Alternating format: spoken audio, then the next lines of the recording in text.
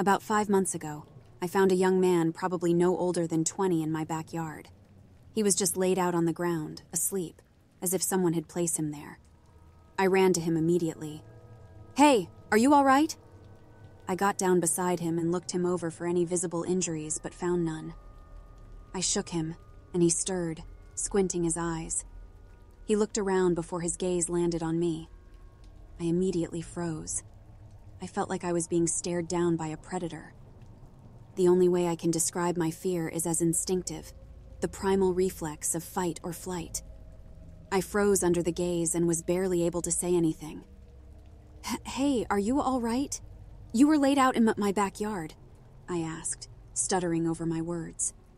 He blinked, and the deadly glint in his eyes disappeared. "Yes, I'm all right. Did you say that I'm in your backyard?" "That's right," I responded, relieved. "Do you know how you got here?" He sat up. I don't know. I can't remember anything." "That's all right. What about your name? Can you tell me your name?" "Charlie. I'm pretty sure my name is Charlie," he hesitantly answered.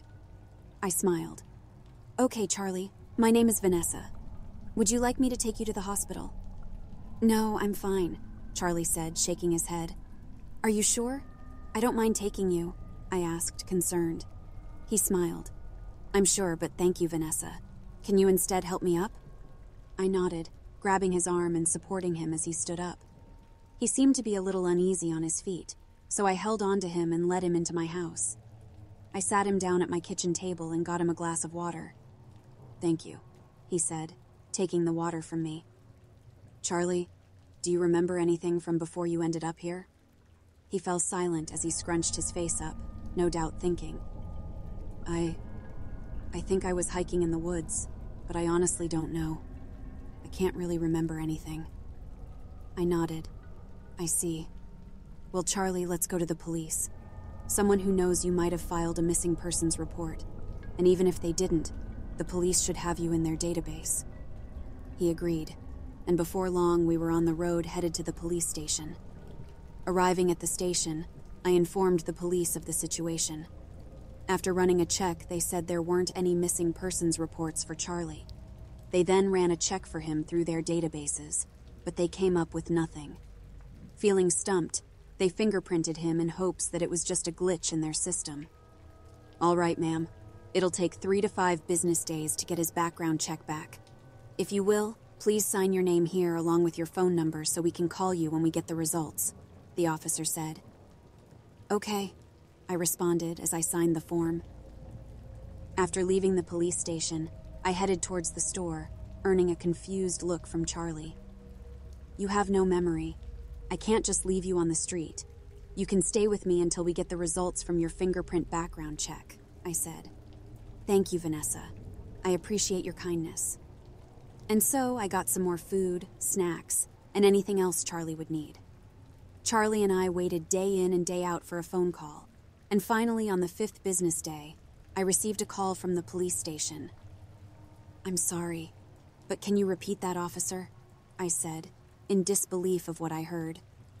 "Ma'am, I don't know how that man ended up in your backyard or where he came from, but we had nothing on him when we ran a background check.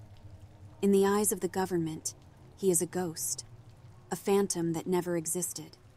Now this could just be a bug in their system, but I suggest you be careful around him. We will try and fix this if it is just a bug and then get back to you. Till then, take care," he said, crunching away on something. Did he not care about the situation I'm now in? Charlie had just come in from a run and must have seen my confused face because his own face became that of worry. "Vanessa, is something wrong?" I shook my head. "According to the background check they ran, you don't exist, Charlie. They have nothing on you, not even a birth certificate." Shock marred his face, and he quickly sat down. "I must be confused. How can I not exist? I mean," he scoffed, "I'm right here, living, breathing, shouting." His anger turned to worry. "What does this mean? Should I worry? Am I going to jail or something?" "Don't worry too much. The officer said this could be a glitch in their system. He'll get back with me at a later time if they do find anything. So try not to worry too much, all right?" I tried to assure him. He sighed and gave me a small smile before heading off to his room that I had prepared for him just days prior. I had told him not to worry, but weeks passed and we still heard nothing back. Charlie and I were both concerned. As my worries grew, time and time again I found myself coming back to that day we met. That look in his eyes when his gaze had fallen upon me still sends shivers down my spine. About 3 months had passed, and Charlie and I had grown quite close. He had become a close friend of mine, someone I could talk to without concealment. It made it easy to talk about my worries and past when Charlie showed such an extreme interest. He'd always listen happily when I told him about some of the things I did as a teenager. He'd try to give me advice when I told him my fears or apprehensions. But it wasn't until I mentioned my ex-husband that the murderous glint came back to his eyes. Because of this, I never mentioned my ex-husband again, and Charlie continued on as normal. Things were great, and Charlie had even gotten a job at a fast food restaurant as a way to help out around the house and to pay the bills as well. Everything was fine. A few weeks ago, I had just gotten home from work and Charlie was already home as he had the day off. I came in and he greeted me as usual. I went to get changed into some comfortable clothes. I had just come back into the living room when I heard loud banging on the door. This alerted Charlie, and he was about to get the door, but I reached the door before him. I looked through the peek hole and saw my ex-husband, Jim. With a sigh, I opened the door and crossed my arms. "What do you want, Jim? You know you can't be here," I said. "The hell I can't. Why haven't you been responding to my text messages and calls? If we talked about this, I'm sure you'd change your mind," he yelled in a pleading manner. I rolled my eyes at his act. "It's too late, Jim. I finalized the divorce papers a few days ago. You know I have a restraining order against you, so if you don't leave, I will call the police." By this point, Charlie had come into Jim's view, which caused Jim to fly into a fury. "Is this the reason you divorced me? So you could play it up with some other guy?" he yelled. I stepped back a bit and started shaking. "No, I divorced you because you are an abusive asshole. Now leave before I call the cops." "Oh, so you want to call the cops now, do you?" he said, laughing a bit. "Fine. I'll give you a reason to call them." He raised his fist and went to swing, and in an instant, he was sliced into multiple pieces. I stood there shaking, soaked in his blood. I was frozen, unable to move, but slowly looked down at what used to be my ex-husband. Now he resembled that of chopped up beef. I felt my stomach begin to churn before I vomited what I had eaten for lunch. What happened to him? What could have done this? It was then that I felt something was wrong, as Charlie hadn't said anything or moved. I slowly turned to see Charlie standing there, with an emotionless look on his face. I looked into his eyes and no longer saw a human.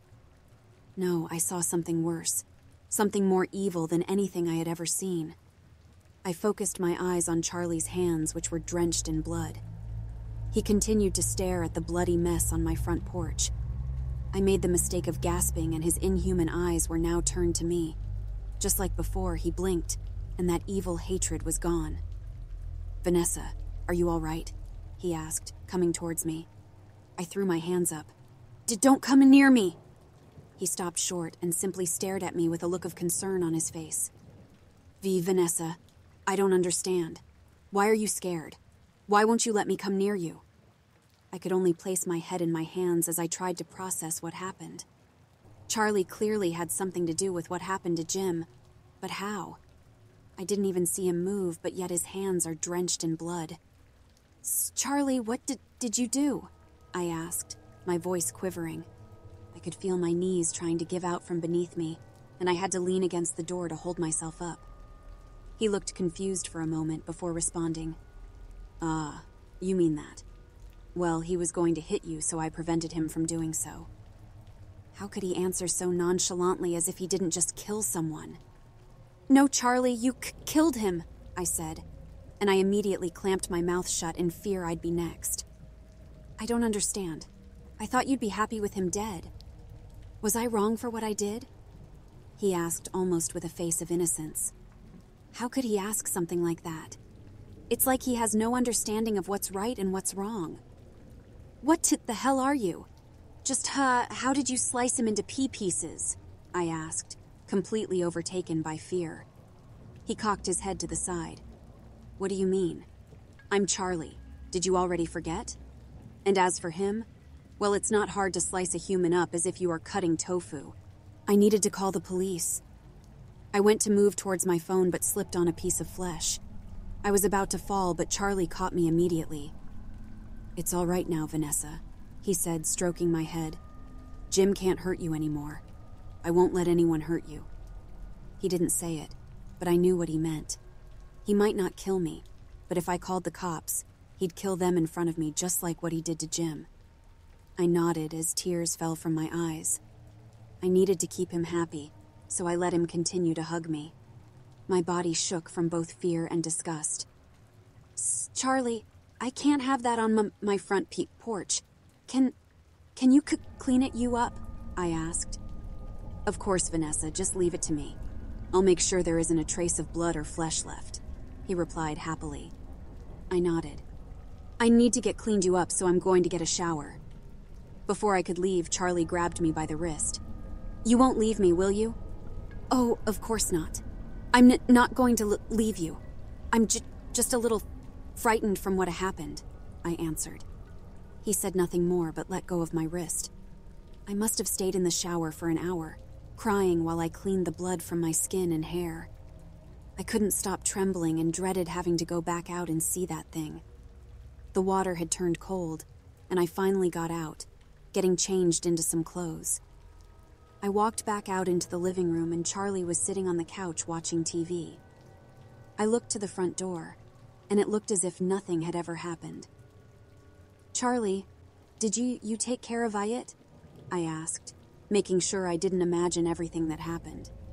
He looked at me and smiled. Of course, I cleaned Jim up and threw his pieces into the woods. I felt relief that I wasn't crazy and imagined everything, but I felt even more scared by how he answered. I merely nodded and walked to the kitchen. As I said, that was a few weeks ago, and I've been trying to ensure that I don't do anything that Charlie would dislike. He has continued on with life as if nothing had happened. He goes to work like normal, speaks with me like normal, and goes to see friends like normal. It would almost make anyone think that they imagined it, but I know I didn't because a few days later there was a missing persons report for Jim. I honestly don't know what I should do. I am sharing the same roof with something that could easily kill me. Not to mention he goes with me when I go see my family or friends whenever he has the free time to do so. I try to act like everything is normal, but I'm afraid that Charlie might kill them if they make him angry. That is why I am taking the risk and posting this here. Could someone, anyone, tell me what Charlie is and how I can get away from him? Please, help me. I'm begging you.